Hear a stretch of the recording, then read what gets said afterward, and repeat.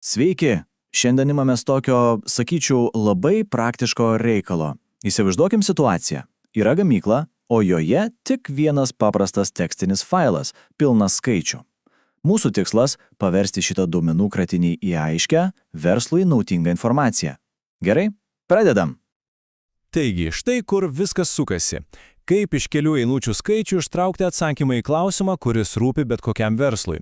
Kiek pinigų mes prarandam dėl brokuotos produkcijos? Būtent į šitą klausimą ir bandysim atsakyti. Na, viskas prasideda štai nuo ko? Nuo mūsų duomenų šaltinio. Tai failas pavadintas detalės.txt. Kiekviena eilutė čia tai lyg atskiras įrašas apie tam tikros rūšies detalę. Pirmas skaičius yra detalės kodas, antras kiek iš viso pagaminta, trečiasis vieneto kaina, na ir ketvirtas, kuris mums bus ypač svarbus, kiek iš tų pagamintų detalių buvo brokuotas. Gerai, pirmasis etapas – pati užduotis. Išsiaiškinkim, ką konkrečiai mes norime sužinoti iš šitų duomenų. Taigi, visą didelę problemą išskaidom į 5 mažesnius, aiškesnius klausimus. Pirma, kiek turim gerų detalių? Tada, kiek tos geros detalės vertos pinigais? Toliau, koks bendras broko kiekis? Aišku, svarbu žinoti ir bendrą visos produkcijos vertę. Na ir galiausiai, pats svarbiausias skaičius. Koks yra nuostolių procentas? Antras etapas – planas. Čia jokių stebuklų. Naudosim seną gerą principą. Skaldyk ir valdyk. Visą procesą dalinsim į logiškus, lengvai įgyvendinamus žingsnius. Štai ir mūsų planas. 3 dalis. Galima tai įsivaizduoti kaip tokią mini gamyklą. Pirmas skyrius – duomenų nuskaitimas, priima žaliavą, antras skyrius – skaičiavimai, atlieka visą darbą, na o trečias – rezultatų įrašymas supakuoja galutinį produktą, tai yra ataskaita. Gerai, imamės pirmo žingsnio. Kaip tos duomenys iš tekstinio failo įtraukti į programos vidų?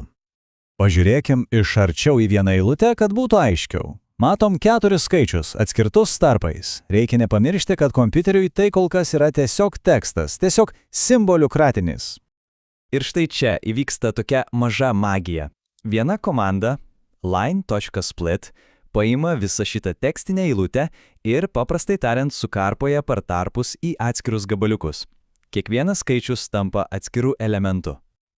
Ir pažiūrėkit, kaip tvarkingai viskas sugula. Kiekvieną informacijos dalį programa sudeda į atskiras dėžutės arba sąrašus. Visi kodai į vieną vietą, visi kiekiai į kitą ir taip toliau. Dabar duomenys yra paruošti, galim pradėti skaičiuoti.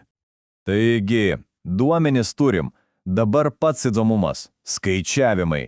Paverskim tuos skaičius į pinigus ir procentus. Pradedam nuo paprasto, bet žinokit, esminio veiksmo. Iš bendro pagamintų detalių kiekio atimame brokuotų detalių skaičių. Viskas. Ir štai turim realų naudingą kiekį. Mūsų pavyzdžiui iš 12 pagamintų detalių panaudoti galim tik 7. Dabar apie pinigus. Bendra vertė.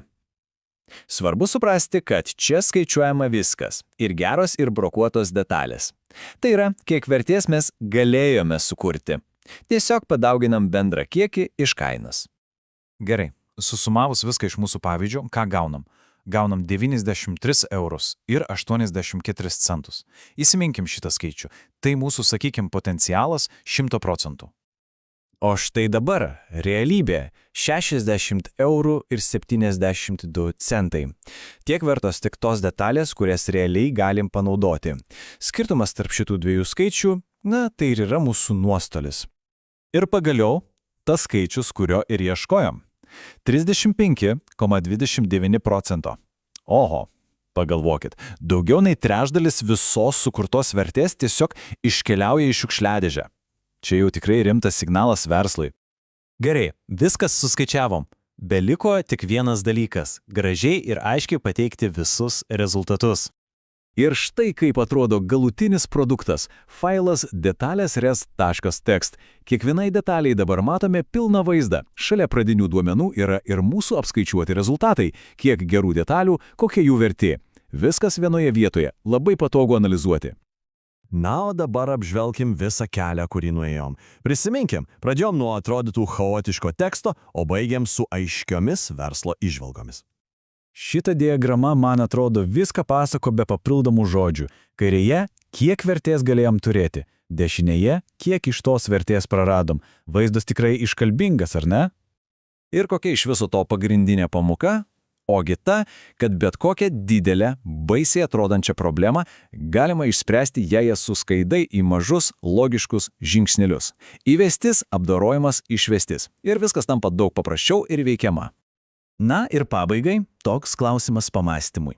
Mes atsakėm į pagrindinius klausimus, bet ar tai jau viskas? O gal galėtume paieškoti, pavyzdžiui, kuri konkreti detalė yra pati nuostolingiausia? Galbūt paaiškėtų, kad viena detalė atsakinga už pusę viso broko. Matot, gerai sutvarkyti duomenis atveria duris į dar gilesnę analizę.